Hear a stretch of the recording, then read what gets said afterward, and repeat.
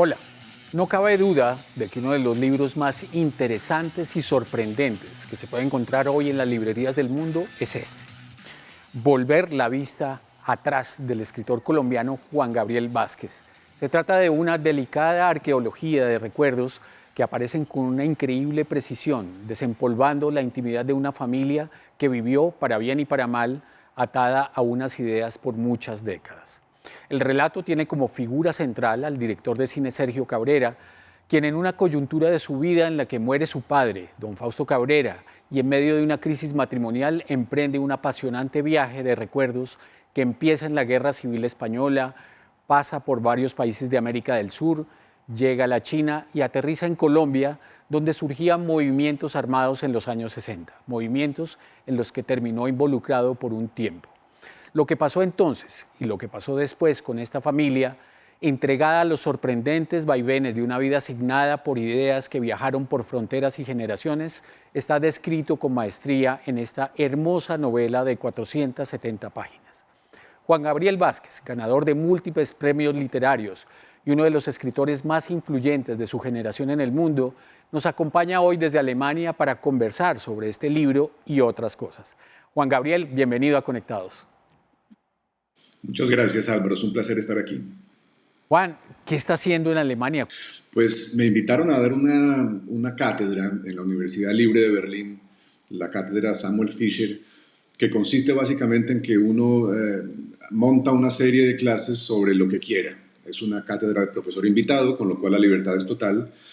Y yo la estoy usando, acaba de empezar esto, la estoy usando para hablar de los mismos temas que siempre me han interesado y que se han convertido en una obsesión en los últimos años, que giran alrededor del lugar de la novela en nuestro mundo. Esta clase que he montado habla de la novela, la relación entre la novela y la historia, entre la novela y la memoria, entre la novela y la política, las fuerzas de la política que la novela trata de explorar, y entre la novela y nuestro momento presente, marcado por tantas narrativas falsas o falseadas, nuestra época de posverdad, de fake news, de narrativas mentirosas.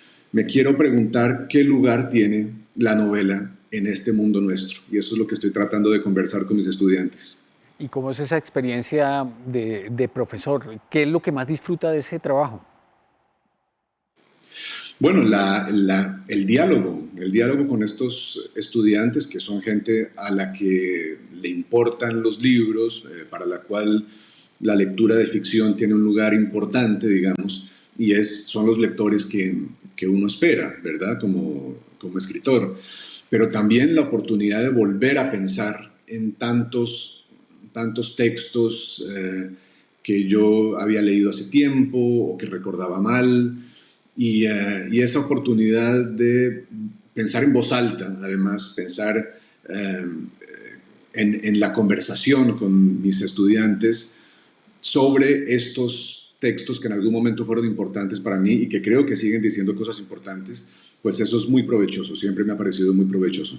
Juan, y ese tema de las fake news, de la posverdad, de todo ese entorno tan extraño, tan peligroso, tan difícil de manejar y de entender, en el caso suyo, ¿cómo lo ve? ¿Qué implicaciones está teniendo en nuestra vida, en nuestra forma de relacionarnos, en nuestra forma de informarnos? Usted ha estudiado ese tema con mucha atención y además tiene su vena periodística también.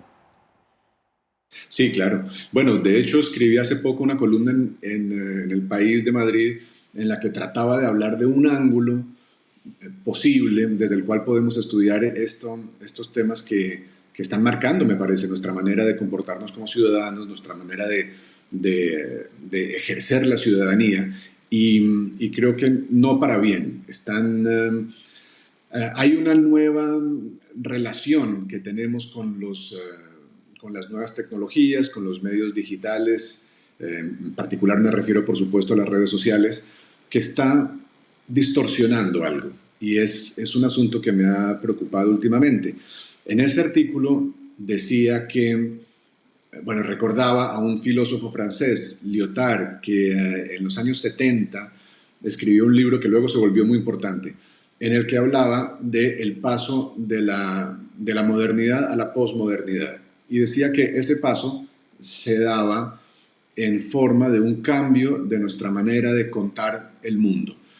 Antes, la modernidad, contamos el mundo a partir de grandes relatos. Grandes relatos son narrativas muy abarcadoras, como el cristianismo, por ejemplo, o como el marxismo, ponía él como ejemplo también.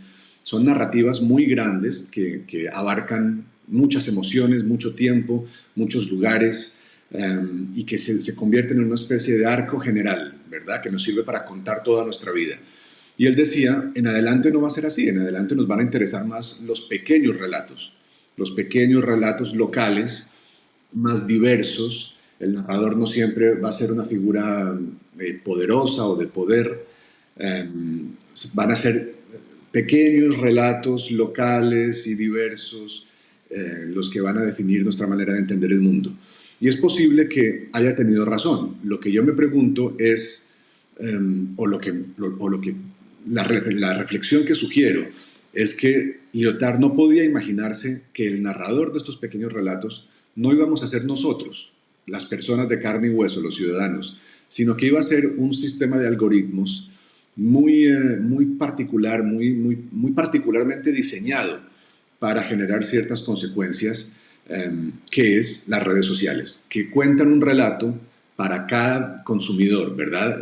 Esto ya está muy estudiado y hay gente que sabe más de eso, que ha escrito sobre el tema. Pero las redes sociales estudian nuestro comportamiento como consumidores, como estudian nuestros movimientos, nuestras preferencias políticas, nuestras preferencias religiosas, y con todo eso arman un relato que nos cuentan y que confirma nuestros prejuicios y que lo que ha hecho es polarizar nuestras sociedades y debilitar nuestras democracias. Así que bueno, esto es uno de los muchos ángulos que se pueden tomar sobre este tema que me preocupa tanto. ¿Hay algo para defenderse de eso? Bueno, yo creo que sí, pero es un remedio radical, que es una mirada mucho más escéptica a estos nuevos mundos tecnológicos, que para mí tienen la característica muy curiosa de que no tienen que quitarnos nada a nosotros, los ciudadanos. Nosotros les estamos dando todo voluntariamente, les estamos entregando nuestra privacidad, les estamos entregando nuestros secretos, los datos de nuestra salud, de nuestra economía, de nuestras convicciones, y se los estamos entregando de manera completamente voluntaria. Yo creo que hace falta que tomemos conciencia de esto un poco y que reaccionemos, ¿no? con un cierto escepticismo, un cierto descreimiento para no ir entregando nuestra vida a estos mecanismos, donde, como ya ha dicho mucha gente, cuando en una relación como esta el producto es gratuito, como son las redes, eso lo único que quiere decir es que el producto soy yo, ¿no? Soy yo lo que está en venta. Y eso es lo que hacen las redes sociales. Nos utilizan como producto para vendernos a una sociedad de capitalismo desbocado.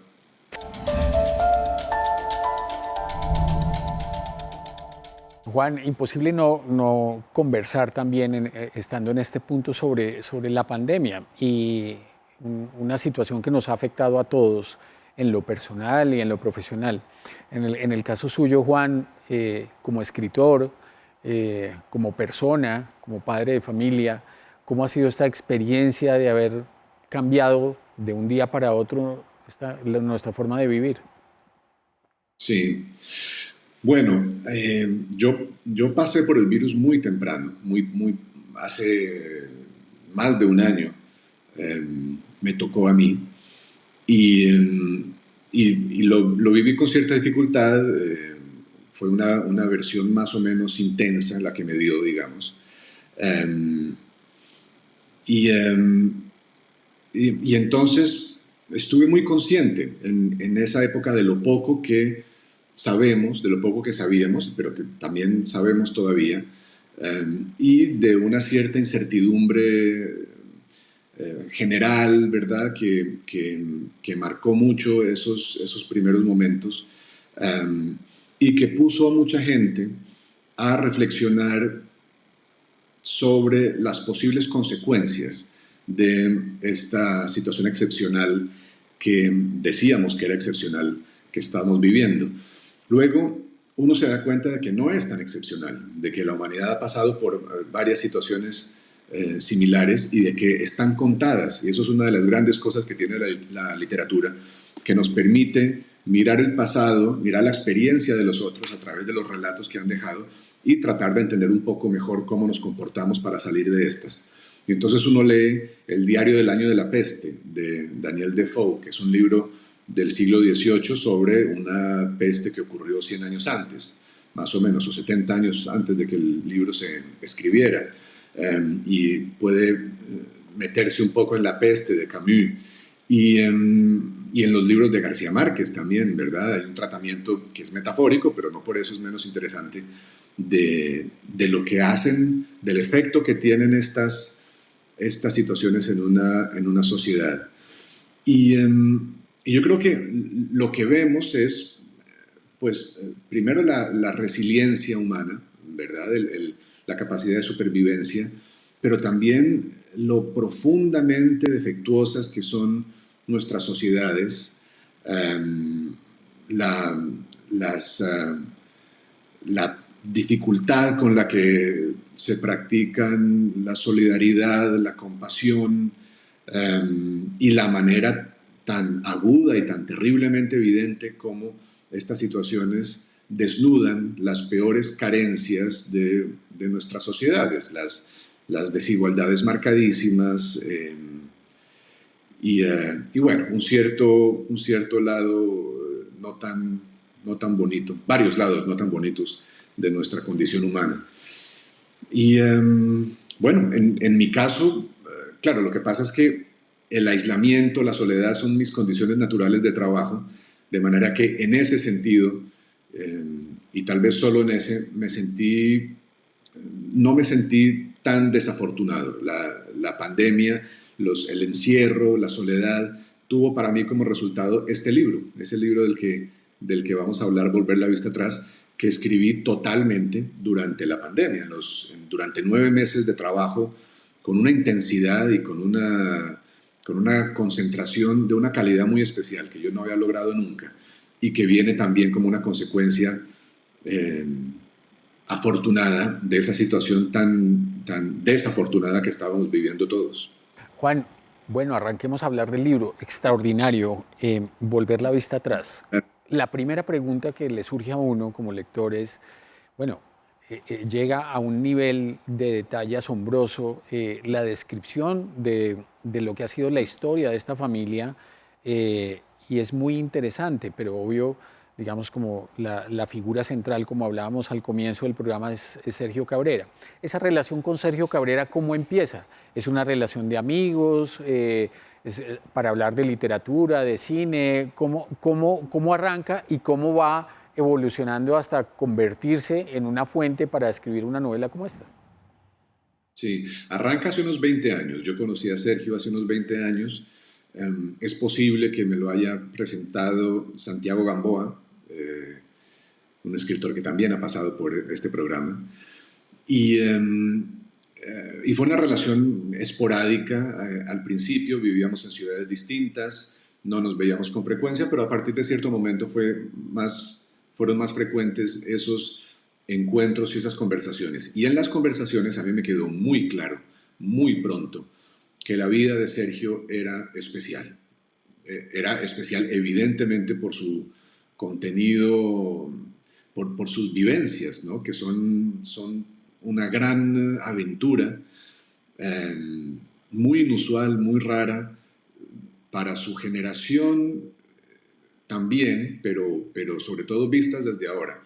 Esa vida de aventuras que tuvo él es extremadamente inusual, pero aparte de eso, a mí me pareció entender que su vida era más que una historia apasionante, era una especie de metáfora de un momento en el siglo XX, 30 años del siglo XX que nos marcan todavía, 30 años que van desde, o un poquito más, que van desde la Guerra Civil Española hasta las revoluciones armadas de los años 60 en América Latina, pasando por varios lugares, entre ellos la China de Mao. Esa historia contaba algo aparte del propio interés, contaba un momento en el que quedaba muy claro lo que yo he tratado de contar o de explorar en todos mis libros, que es la manera como los grandes movimientos históricos, los grandes procesos históricos y políticos arrastran las vidas de los pequeños individuos, ¿no? Que son los protagonistas secundarios o ni siquiera protagonistas, los extras de la historia, ¿no? Esa manera que tienen los monstruos, los fantasmas de la historia y de la política para meterse en nuestras vidas privadas, esa manera como la gran historia marca y condiciona y atormenta muchas veces nuestras pequeñas vidas íntimas, eso es lo que yo he querido contar en todos mis libros. Y cuando Sergio me contaba su historia, yo pensaba, estoy hablando con un libro mío. Esto es un ejemplo perfecto, encarnado en un hombre que además es amigo mío, de lo que yo he querido explorar con mis novelas. Y a partir de ahí empezamos a hablar ya con una grabadora en la mesa entre los dos. Y fueron 7 años de conversaciones de estas que acabaron entonces, que estallaron como novela durante la pandemia y que acabé escribiendo durante la pandemia.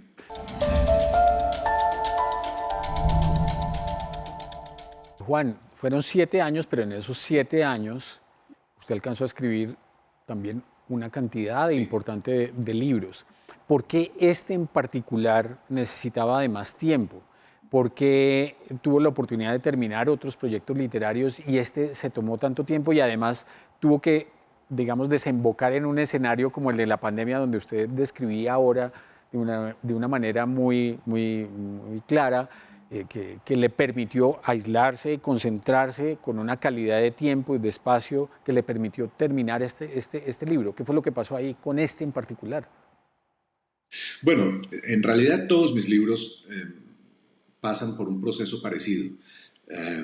Durante la investigación para es decir, en mis libros tienen dos partes que son un largo proceso de relacionarme con la idea de varias formas, hacer investigaciones, hablar con gente, hacer un trabajo periodístico que tiene un lado de trabajo de campo, otro lado de entrevistas, que va construyendo la historia que luego me siento a escribir. Y ese proceso siempre es muy largo. En el caso del ruido de las cosas al caer fueron 10 años y al final de esos 10 años vienen 2 años de escritura. La forma de las ruinas fueron también unos 7 años y al cabo de esos 7 años vienen el año y medio que me costó escribir ese libro. Y en el caso de esta fue lo mismo, fueron esos 7 años y son años en los que mientras voy tratando de encontrar la forma correcta para el libro futuro, voy escribiendo los libros que he pensado años atrás. Y esa es la dinámica. Lo que pasó con que en eso tiene razón Álvaro completamente, es que hubo un largo proceso de reflexión sobre la mejor manera de contar esta historia. Era una historia que sugería 1000 maneras de contarse. En alguna de ellas, el personaje, el narrador, era una persona que se parece a mí, que entra en la acción y que cuenta el proceso del descubrimiento, ¿no? De la historia de Sergio Cabrera a medida que va contando la historia de Sergio Cabrera. Y hubo otros varios coqueteos con varias formas de contar este libro. Lo que pasó a principios de la pandemia fue la revelación de que la mejor manera de contar este libro era la más natural, que era desaparecer de la historia. contarla en una tercera persona muy clásica, casi decimonónica, que me permitiera desaparecer por completo de la acción eh, para, para permitirme o permitirle a la historia de Sergio que se contara por sí misma y cumplir así con una especie de mandamiento que para mí tiene el arte de la novela, que es no juzgar, no juzgar, no condenar ni absolver, sino preocuparme por entender. Y eso fue lo que yo traté de hacer con la historia de Sergio, entender hasta el fondo unas situaciones terriblemente dolorosas y que tenían mucho que ver con decisiones personales de sus personajes, ¿no? De sus protagonistas. Y hay un ensayo de Kundera que me gusta mucho, en el que dice que la novela es el territorio donde suspendemos el juicio moral, donde dejamos la tendencia humana, la pasión humana por juzgar y condenar o absolver, ¿no? Por señalar con el dedo y juzgar para condenar o absolver, y nos dedicamos más bien a tratar de entender, como digo. Y eso era lo que yo quería hacer con esos aspectos desconocidos de Sergio y de su familia, que son controversiales y que siguen siendo controversiales, pero uno tampoco escribe una novela para meterse con temas fáciles. Juan, usted dice en el libro, al final del libro, en la nota de autor, que Volver la vista atrás es una obra de ficción, pero que en ella no hay episodios imaginarios. ¿Cómo explicamos Sí, eso? sí, claro, gracias por darme la oportunidad de hablar de eso que me interesa mucho. Claro, Sergio, esa especie de licencia que me tomo ahí en esa nota, de decir que es una obra de ficción a pesar de que no haya episodios imaginarios, viene por el afán de explicarles a los lectores que, aunque en la novela todo lo que se cuenta ocurrió realmente, la participación del novelista es muy importante a la hora de interpretar. Yo lo que he hecho es una interpretación de estos personajes que me contaron las anécdotas de su vida. Pero una anécdota es un hecho desnudo, ¿verdad? Muchas veces visto desde afuera o recordado en sus líneas más generales. Y yo lo que traté de reivindicar es ese trabajo que hace el novelista de meterse en la cabeza, en las emociones, en la sensibilidad de una persona que no es él o ella, ¿no? Esa es uno de los grandes valores irrenunciables de la novela, que es que nos permite meternos en la piel de otra persona, en la piel ajena. Eso fue lo que yo hice, para tratar de contar el mundo, de sentir el mundo y de ver el mundo desde una sensibilidad, unas emociones, una perspectiva moral, psicológica, que no es la mía, que es la de los personajes. Y ese acto es un acto de imaginación. Uno imagina la vida de otro, imagina la perspectiva de otro, y el hecho de que el otro esté vivo y sea mi amigo y no sea el personaje Antonio Llamara en El ruido de las cosas al caer, o el personaje eh, Javier Mayarino en Las reputaciones, pues en realidad no cambia gran cosa el asunto. El ejercicio que yo estoy haciendo es el mismo, que es imaginar el mundo, hacer un ejercicio de imaginación para ver el mundo desde la vida de otro, desde la piel, desde los ojos, desde la sensibilidad de otro. Y ese ejercicio de imaginación es un ejercicio de novelista. Así que encontrarme una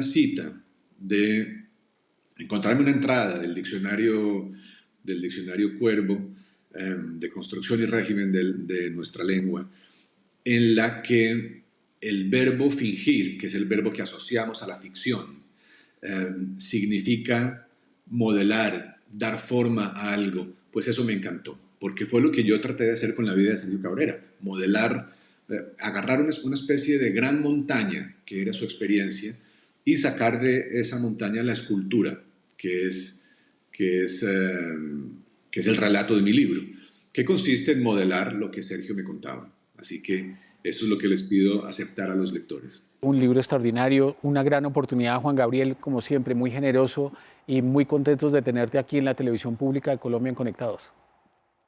Muchas gracias, Álvaro. Fue un placer, como siempre, la conversación. Gracias por invitarme. Bueno, un abrazo. Chao. Que vuelvas pronto. Un abrazo. Los invito a ver la segunda parte de la entrevista con el escritor colombiano Juan Gabriel Vázquez, donde hablamos de literatura y de muchos otros temas de actualidad.